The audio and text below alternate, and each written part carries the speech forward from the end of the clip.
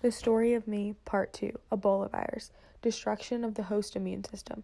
I, the Zaire Ebola virus, am one of the most deadly viral pathogens humans have ever encountered. The immune system of my host are up for the fight of their lives, and oftentimes it is also the last one of their lives. The first line of defense that my human host will use against me once I invade them is their innate immune system. The innate immune system begins with physical barriers. The human host's skin, hair, and mucous membranes will attempt to fend me off. However, if my viral particles from bodily fluids of an infected person get into a break in the skin or eyes, nose, or mouth, I will easily invade past the physical barrier. Next, the body will try to use the early induced response since the physical barrier did not work. Macrophages circulate in human tissues waiting for invading pathogens. If I slip past the physical barrier, I would then encounter the macrophages. My presence near a macrophage would trigger phagocytosis, which is meant to kill me, the viral particles. However, this just usually allows me to hijack the cell.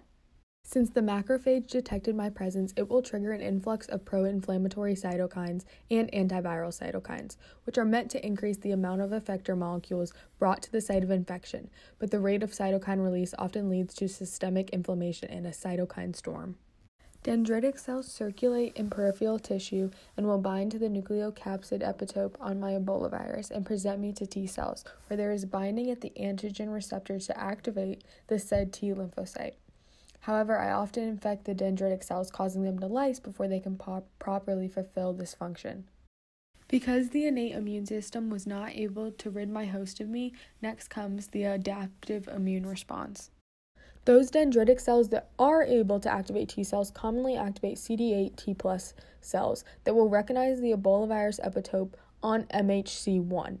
That recognition, along with the co-stimulation, will allow the CD8 T cells to become cytotoxic T cells, which will then kill host cells that have been infected with the virus.